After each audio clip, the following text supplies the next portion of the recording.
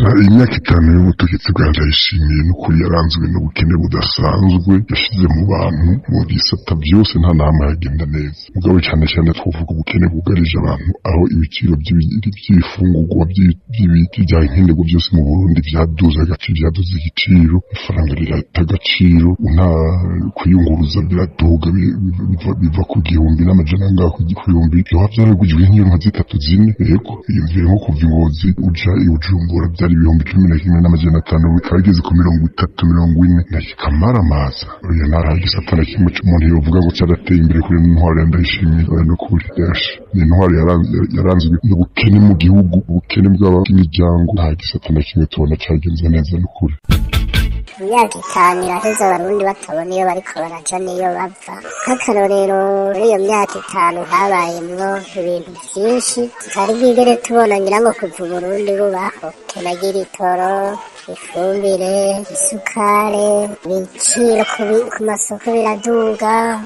ibiciro byo kwiyunguruza biraduga urumva harabaye ibintu nyene bitari bigere biboneka muri iyo myaka 5 mu myaka 2 rero isigaye nta kintu na kimwe twokwitega mu byasi imyaka 5 tuzitegamwe mu myaka 2 niko ndabibona komeza umutima nyene tukiyakira nta kuntu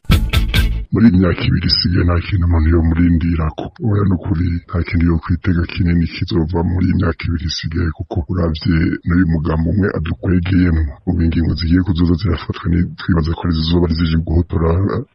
abarundi zihuhure n'ivyahuha oya nta kintu twizeye kabisa jewe ntaco nizeye n'ukuri kuri imyaka 2 isigaye abo abategetsi b'ubusuma bwarabakabishije kwiyongera iturire birushaho kuribwa aho nawe nyene abavyivugira yuko abanyemera amatungo y'igihugu arababona mugabo bikamunanira kubafata muri imyaka 5 iheze Perezida Ndayishimiye ari ku butegetsi igihugu carasubiye inyuma cyane naho n'ubundi cyari gisanzwe kiri muri kiri inyuma ubu carasubiye inyuma kandi cyane iyumvire namwe igihugu umva ngo nta gitoro kirimo umva ngo nta mafaranga y'agaciro ahari ibiciro ku masoko biduga nk'uko biteye n'ubwoba bikorera usanga nta hantu na hamwe mu gihugu ariko barakora neza amaserivisi atandukanye kenshi bitumwa nuko abantu bakenye ntibashobora kugira n'umutima mwiza wo gukora ariko nta murundi nawe yumvira si umutima w'igihugu yumva ngo arakeneye kubona neva n'ubundi ngo ari ngaha